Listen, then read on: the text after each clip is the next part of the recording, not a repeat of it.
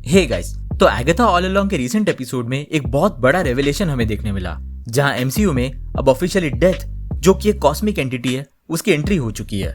Of course ये कई लोगों ने ऑलरेडी गेस कर लिया था कि रियो विडाल ही मिस्ट्रेस डेथ है, लेकिन अब ऑफिशियली इस कैरेक्टर के कंफर्मेशन के बाद एमसीयू में इसके इम्प्लीकेशंस काफी मेजर और सिग्निफिकेंट हो जाते हैं, स्पेशली एवेंजर्स इन्फिनिटी वॉर और एंड गेम को लेके। और डेथ का काफी मेजर रोल होने वाला है आने वाले एपिसोड 8 और एपिसोड 9 में। तो इस वीडियो में हम इन्हीं एपिसोड्स के बारे में डिस्कस करेंगे।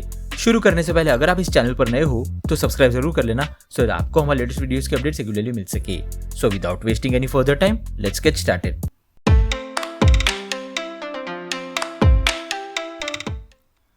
तो एपिसोड 7 के एंड में हमें पता चलता है कि रियो विडाल ही डेथ है, या डेथ का एक फॉर्म है जिसे लिलिया ने अपनी लाइफ में मल्टीपल टाइम्स एनकाउंटर किया है। जस्ट दैट उसे इस ट्रायल तक पता नहीं था डेथ के बारे में, और डेथ की एगाथा के साथ भी हिस्ट्री टीज की गई है बहुत बार इस शो में। लेकिन आखिर कौन है मिस्ट्रेस डेथ और क्यों उसका इस शो में होना एक बहुत बड़ी डील है। जब यूनिवर्स में 7th कॉस्मोस शुरू हुआ था तो डेथ ऐसा कॉस्मिक एंटिटी भी बॉर्न हुई थी दूसरी कॉस्मिक एंटिटीज के साथ साथ, जैसे कि इटर्निटी, इन्फिनिटी, मास्टर ऑर्डर और लॉर्ड कियोस।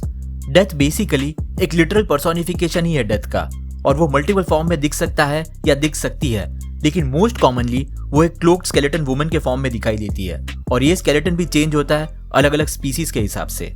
और भले ही डेथ को लाइफ के एनिमी के तौर पर रिप्रेजेंट किया गया हो, लेकिन वो एक इंपॉर्टेंट हिस्सा है कॉस्मिक बैलेंस के लिए। कॉमिक्स में मिस्ट्रेस डेथ सबसे ज्यादा फेमस है थैनोस के साथ अपनी रिलेशनशिप की वजह से। डेथ थैनोस से काफी ज्यादा इंट्रिग थी, जो कि एक यंग टाइटेनियन लड़का था जिसके अंदर डिवियन का सिंड्रोम था, और उसकी पर्पल स्किन दूसरे टाइटन वासियों से उसे अलग करती थी।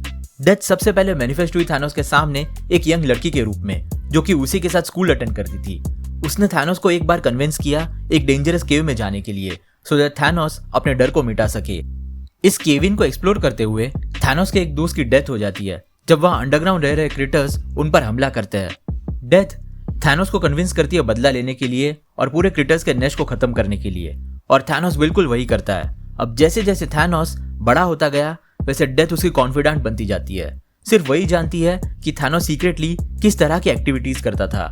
इस वक्त तक थैनोस लिटरली इस डेथ के इंकारनेशन के प्यार में पड़ चुका था, हालांकि डेथ उसके एडवांसेस को रिजेक्ट करती रही।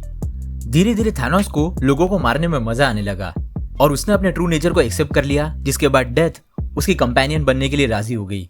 हालांकि डेथ की एक कंडीशन थी कि थैनोस को लिटरली एक गॉड बनना पड़ेगा, एक सुप्रीम डिस्ट्रॉयर जिसके पास सब कुछ होगा। और जब थैनोस ये स्टेटस अचीव कर लेता है, तब जाकर डेथ अपना असली नाम और अपना ट्रू नेचर रिवील करती है थैनोस के सामने।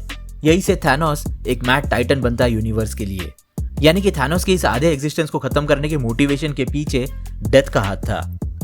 अब ये स्टोरी एक तरह से काफी ज्यादा कॉमिकल और कैंपी है लाइव एक्शन फॉर्मेट में फॉलो करने के लिए, और इसी वजह से Marvel Studios same to same story को अडेप्ट नहीं कर सकता लाइव एक्शन फॉर्मेट में, स्पेशली जब इन्फिनिटी वॉर में थैनोस के जेनोसाइड का मोटिवेशन कुछ और था और वो काफी प्रैक्टिकल रीजन था। लेकिन इस आने वाले एपिसोड में एटलीस्ट ये इंप्लाई किया जा सकता है कि थैनोस के अंदर लोगों को खत्म करने की ट्रेट डेथ की वजह से आई। इनफैक्ट यहाँ मार्वल स्टूडियोज डेथ का रोमांटिक एंगल थैनोस के साथ नहीं बल्कि एगाथा हार्कनेस के साथ स्वैप कर रहा है। इस डिसीजन से डेथ की स्टोरी कुछ हद तक अब ग्राउंडेड हो गई है। डेफिनेटली एपिसोड 8 या 9 एगाथा और रियो के इस रिलेशनशिप को और एक्सप्लोर करेगा, और शायद एगाथा की बैक स्टोरी कॉमिक्स में थैनोस की बैक स्टोरी से समवॉट इंस्पायर्ड हो, क्योंकि एगाथा ऑल अलोंग के ट्रेलर्स के कुछ शॉट्स में हम एगाथा को दूसरी विचेस के पावर को कंज्यूम करते हुए देखते हैं, जिसकी वजह से उन दूसरी विचेस की डेथ उसी वक्त हो गई होगी। और इन शॉट से ऐसा लग रहा है कि हमें एक पूरा मोन्टाज देखने मिलेगा जहां एगाथा ऐसे ही सभी विचेस के पावर को कंज्यूम करके उन्हें मारती रही होगी थ्रू आउट द हिस्ट्री, और बदले में डेथ को इन सभी विचेस की बॉडी मिलती होगी। बेसिकली इन आने वाले एपिसोड्स में ये एक्सप्लोर किया जा सकता है कि आखिर एगाथा के अंदर इन सभी विचेस के पावर को कंज्यूम करने की और उन्हें मारने की ट्रेट आखिर कहां से शुरू हुई होगी, और ये आर्क थैनोस के कॉमिक्स वाले आर्क से इंस्पायर्ड हो सकता है, या एटलीस्ट हमें एगाथा और थैनोस के बीच कुछ पैरेलल्स देखने मिल सकते हैं, जैसा हमने थोड़ी देर पहले डिस्कस किया था थैनोस के कॉमिक बुक वाले ओरिजिन के बारे में। बेसिकली वो कौन सी पहली डेथ हुई होगी एगाथा से, जिसके चलते एगाथा सेंचुरी से इस किलिंग स्प्री में आ चुकी है। हो सकता है कि इस पहली डेथ के पीछे रियो का हाथ हो, या उसका किसी तरह का इन्फ्लुएंस हो एगाथा पे।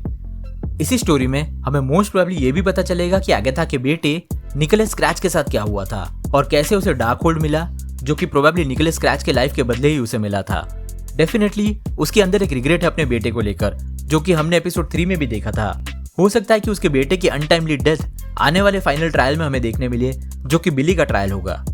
एगाथा एक वक्त तक कंफ्यूज थी बिली को लेके, क्योंकि उसे बिली अपने बेटे निकोलस स्क्रैच का एक रीइंकार्नेटेड वर्जन लग रहा था और बिली पर लगे सिजिल की वजह से ये जानना ऑलमोस्ट इम्पॉसिबल था कि उसकी असली आइडेंटिटी क्या है। एगाथा को सिर्फ एपिसोड 4 में पता चला रियो से कि वो लड़का उसका बेटा नहीं है, और अब जब डेथ की आइडेंटिटी रिवील हो चुकी है तो बिली अपना सबसे बर्निंग क्वेश्चन डेथ से पूछ सकता है, जो उसने एगाथा से पूछा था एपिसोड 7 में, कि क्या स्कारलेट विच मर चुकी है या वो जिंदा है। और इसका जवाब सिर्फ डेथ दे सकती है, यानी कि शो के एंड तक हमें पता चल जाएगा कि स्कारलेट विच जिंदा है या नहीं, और प्रोबेबली उसके करंट वेयरअबाउट्स की हिंट भी हमें मिल सकती है। लेकिन सबसे इंपॉर्टेंट सवाल यहाँ पर यह है कि डेथ आखिर विचिस रोड पर क्यों आई है। हो सकता है कि डेथ असल में एगाथा के लिए नहीं बल्कि बिली के लिए आई हो, क्योंकि बिली या विलियम कैप्लिन आइडियली अब नहीं रहा और उसकी बॉडी में बिली मैक्सिमॉफ का सोल मौजूद है, जो कि डेथ के हिसाब से बिली का इस पर्टिकुलर फॉर्म में एग्जिस्ट करना फॉरबिडन होगा, और इसीलिए वो जानने आई होगी बिली के बारे में। हो सकता है कि शो का फाइनल बैटल एगाथा और डेथ के बीच में हो, जहां एगाथा बिली को डिफेंड कर सकती है और उसे बचा सकती है डेथ से, कंसिडरिंग उसे बिली के लिए वही मैटरनल फीलिंग्स आई होगी जो उसे अपने बेटे निकोलस स्क्रैच के लिए थी।